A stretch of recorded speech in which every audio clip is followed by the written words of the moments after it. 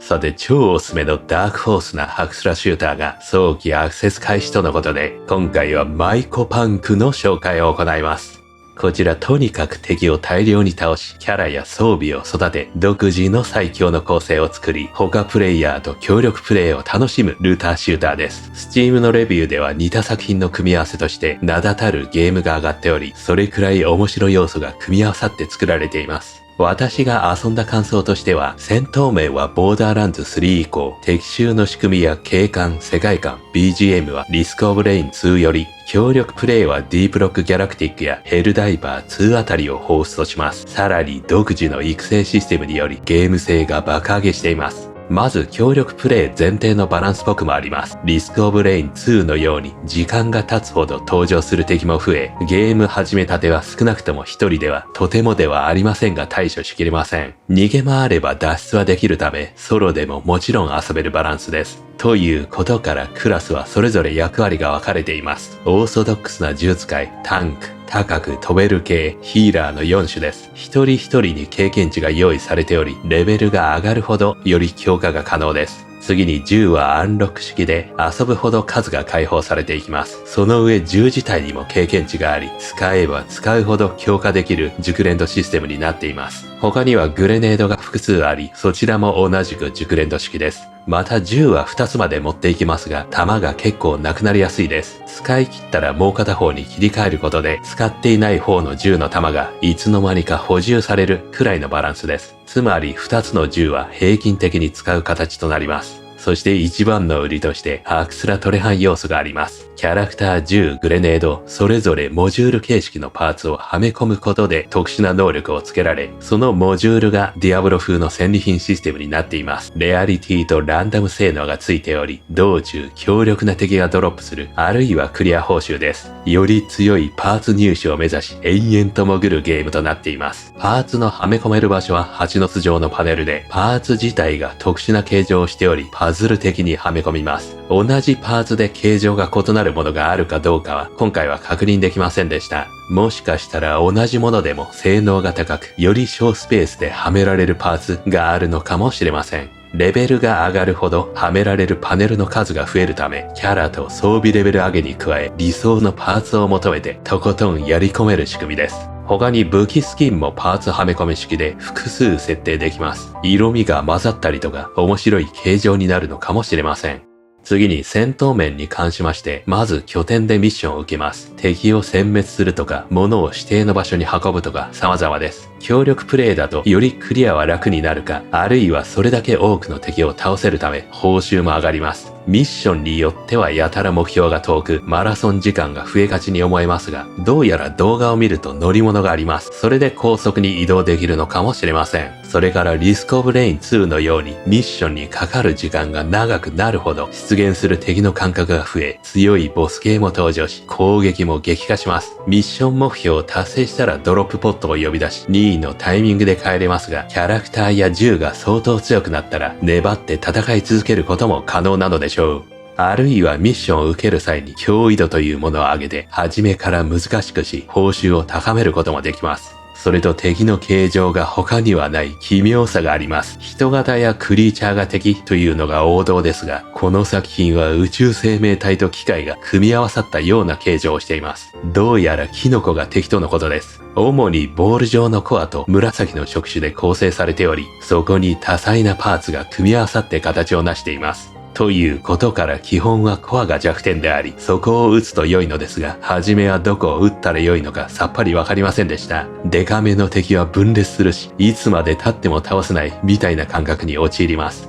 なお、キャラクターや銃を強化するためのパーツは入手しただけではすぐに装備できず、素材を用いてアンロックする必要があります。はじめにミッションを受ける際、どのマップがどの素材を落とすか書かれているので、育成したい装備に合わせて選ぶと良いです。あとはマルチが気軽に去って遊べる仕組みで、プレイ中に他の人が入ってきたり、あるいは誰かのプレイしてるミッションに飛び込み参加できます。マルチで遊んだ方が大量の敵に対処できるし、育成も早まるため断然おすすめです。今のところ早期アクセスでそこまでコンテンツはないというレビューもありますが、育成が一つのメインコンテンツでもあります。とことんアイテムを掘り、超強いキャラや銃を作る王道的なハクスラゲーの流れが好きな方にはド直球に刺さる作品です。その後、育成したキャラで難しいミッションに挑み、他プレイヤーと一緒にクリアできた時、達成感は半端ないことでしょう。しかも1700円という激安価格です。この値段でこれほど面白い作品はインディーならではであり、ということから Steam での評判はとても高めです。リリース日は2025年7月11日で 92% に非常に好評、1000件を突破しています。ベースが出来上がっており、今後何が追加されても面白さが増すだけなので、気になる方はチェックしてみてはいかがでしょうか。というわけで一体どんなゲームシステムなのか、実際にプレイした要素をギュッとまとめたので、どうぞご覧ください。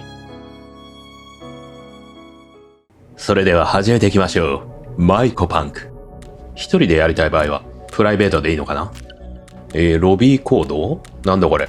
これは誰かが遊んでるロビーっぽいんだけどね。ホストするかな？そうだね。まずはキャラクター選択。ラングラー。カウボーイ系ですかね。ロケットラッソ。縄で引き寄せられる。もしくは移動もできる。こいつはブルーザー。虫っぽいね。タンクかな？シールド展開。スクラッパー。ポールを立てる。高い場所に登れんのかな？そっから撃つみたいな感じか。さらにジェットパック。そして、グライダー、ロケット、ウィングスーツ。回復もできるっぽいね。まあ、はじめはこいつにしましょうか。ラングラー。そして武器を選択。メイン武器。他にも選べるけれど、アンロックが必要なようですね。レベルを上げる必要がある。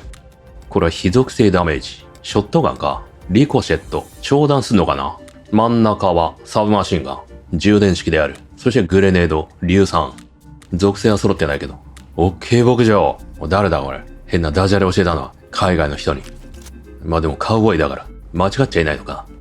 さあ始まりましたが、感度がやや低いかな。さあ、どこの広いエリア。前方から始めるんですかね。誰かいるけど遠くに。うら、ジャンプ中にジャンプで。どっちになるね。どっちというか、空中ダッシュか。ここかな？ゲーム開始。チームに参加するキノコ衛星。行ってみよう。脅威レベル2。これはどんどん上げていけんのかな？上げていける可能性がありますね。それにより報酬が良くなる。さあ始めてみたけれど、一定時間待機すんの？さらに、スイッチを入れる。10秒で発射だ。着いた。ニューアトラスへようこそ。よし。何すりゃいいんだ。目標の施設へ向かう。コントロール。スライディングできるかな？もしくはオルトに設定しましたが。あと Q と F。F で、縄で引き寄せられますね。Q はグレネード？クールタイム式かな？音がする。来たか？よし、勝負だ。買ってこい。さすが F 使ってみよう。自分も引き寄せられましたね。さあ、遠くから撃たれたけど。どうやって回復すればいいの？スペースはダッシュだしね。とりあえず隠れながら撃ちましょうか。こいつ勝てるぞ。なんだ？まだ生きてんの？画面中央へ。ライフかな？ライフは回復する系ですかね？ヘロみたいに。この感じ。もしくは倒すと回復アイテム出んのかな？目標達成した？あいつはやばいのか？この赤いのは長弾を示してんのかな？跳ね返ってますね。暗い。グレネード。グレネード派手だ。ボーダーランズ並みのものすごい数字が表示されますね。それ以上かな。これなんだこれ？敵か？この謎のこいつら。弱点はどれだ？このダメージ入りますね。これ狙えばいいんだ。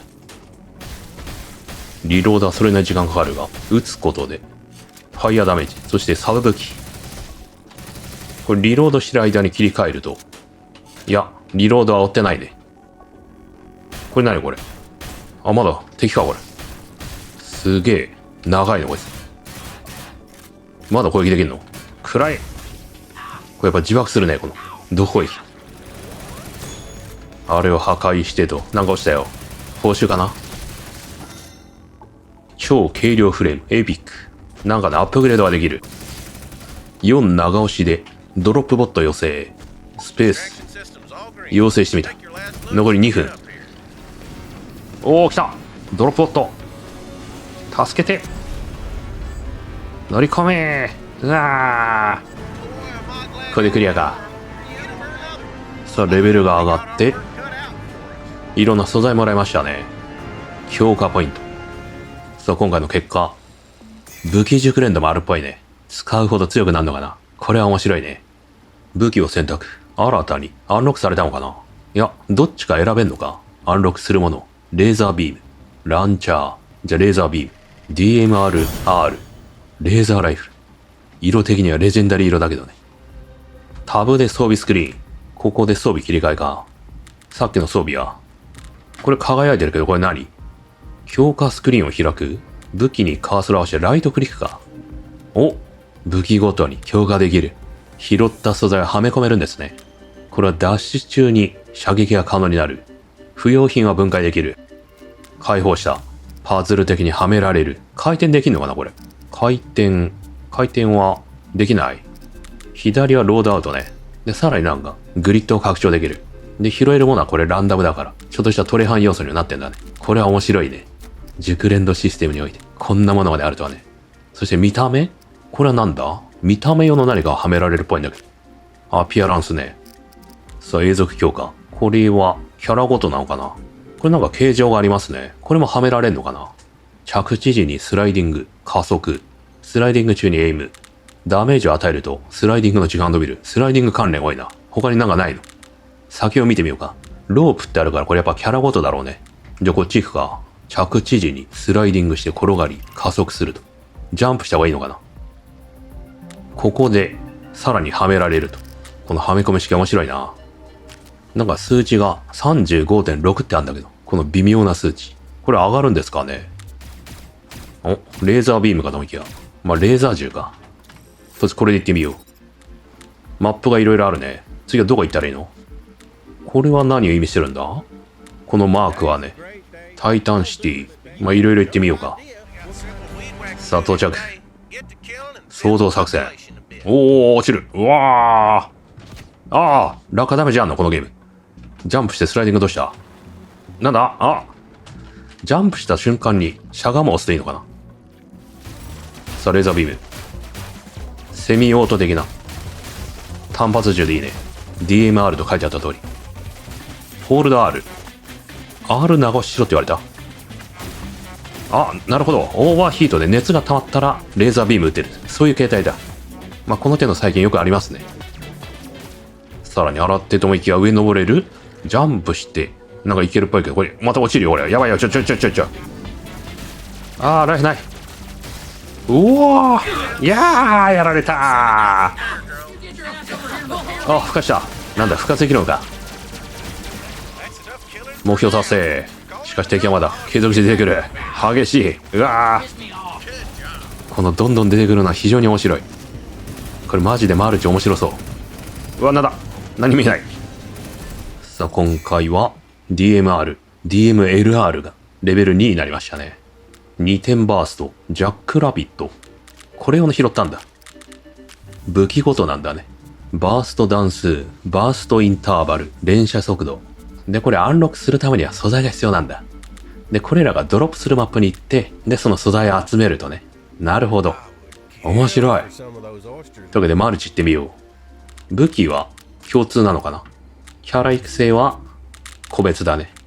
やりごたえも抜群だね。とりあえず一人でオープンにしてね。遊んでれば誰か来るんじゃないか。で、必要な素材は青色と毒系。青は上、もしくはここにもあるね。青と毒だけど、両方、これか？青と毒。どこでもいいのかな？なんか、タレットあるよ。タレットで撃つそうだ。おー、てー。でもタレットで撃つと、銃の経験値は手に入らないのかな？この能力自体も得られるっぽいね。この、強化ツリーだけじゃなくてね。さっきこれ拾いましたね、多分ね。ダブルラスト。しかし、解放するには素材が必要だ。さあ、本日はここまでですね。こちら気になる方は、ぜひダウンロードして遊んでみてください。それではまた次の動画でお会いしましょう。